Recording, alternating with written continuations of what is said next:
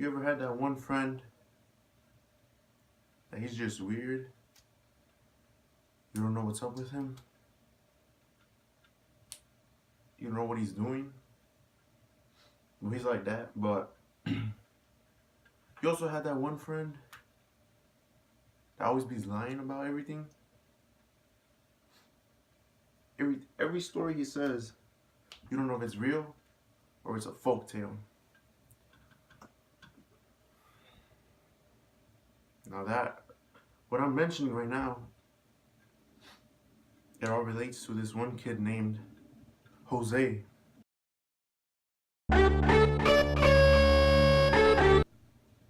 Now, you may be wondering, who's Jose?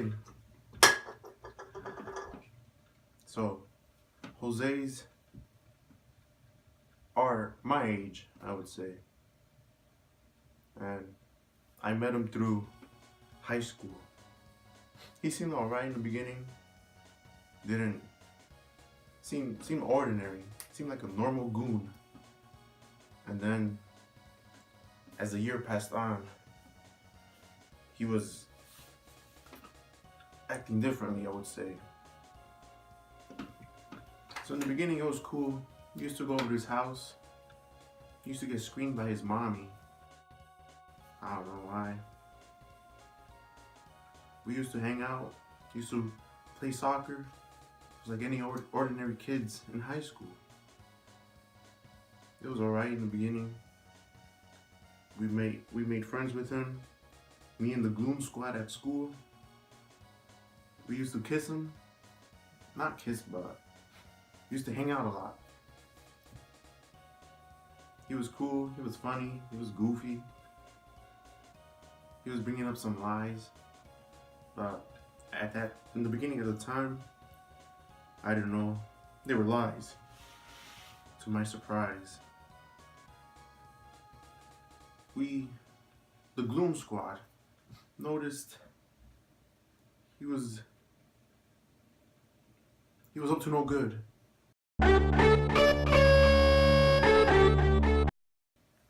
Alright, so in the middle of high school, middle year of high school, I would say, we started noticing some of his stories were a little bit on the non-fiction side. Or is it fiction? I don't know. Whatever. It's in the fake side. And then, so it also, he was saying how, alright, no, hold on. So one day, I was in class, talking to this one female in my group, and then she knows this kid Jose, because they were in After School Matters, which is part of a joke later on. And then I overheard how she was saying that Jose was asking the program if they had money. And money for what? This kid doesn't have a job, or he had a job. Is After School Matters, or ASM for short. They pay him, I think, monthly, something like that. I don't know, some foo-foo thing. And then he was saying how if he could get some money, so he could visit his grandpa. I think it was his grandpa or his dad. And then before I overheard that, we were in a group chat, the Gloon squad and Jose, and he was saying how if he could get money for an Uber so he could go visit his dad, like, cause we're in Chicago, and he wanted to go visit his dad in Joliet, I think, which is like a couple of miles west. I don't know. And then he was telling us if we could get some money, he hit up me, some Gloon named JC, I think Mint, and then he told us, and we were deciding whether or not to give him some, because before that he was in he wasn't as trustworthy, I would say. So then, after he directly messaged all of us, I overheard that, and then I thought to myself, what's this kid's deal? Is he making up a story about his dad? Or does he want to go visit his sick grandpa? So, I eventually told the Gloon squad. And then when that happened,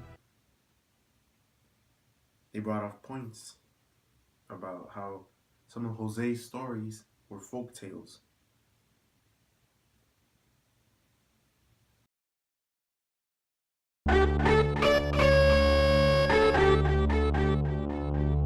One of Jose's biggest lies was how he was saying he had a couple months to live after he went for a checkup at his doctor. And then, knowing Jose, he told the whole chat how he had a couple months to live because his heart was failing. I don't know what it was failing from. Probably all that vaping. But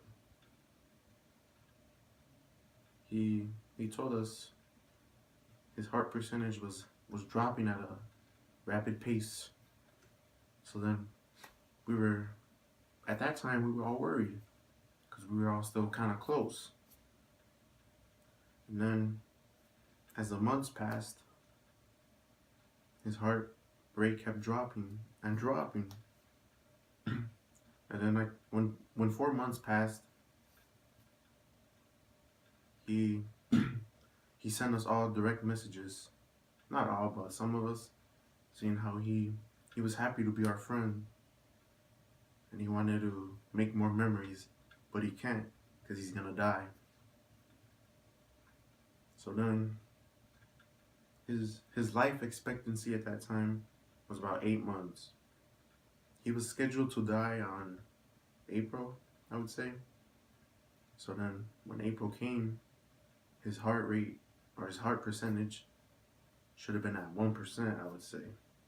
But for me telling you this story, I think you can come up with the conclusion. He's still alive. He's not dead. He lied.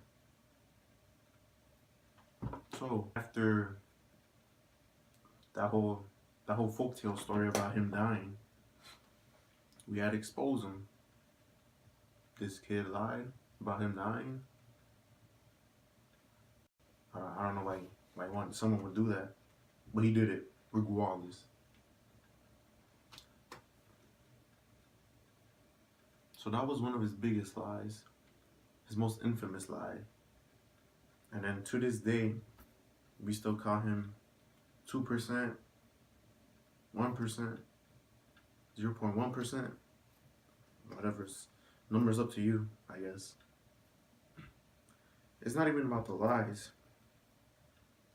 His actions too is just beyond my mind. Where he made up a story where he wanted to create suicide. Yeah, you heard that right. Create suicide. I didn't make that up. Nobody made that up except Jose. Instead of saying attempt suicide, he said create. This kid is really I can't even explain it, to be honest. So, the moral of the story is you can't trust people named Jose, I guess. Next time you meet someone and they seem high in the beginning,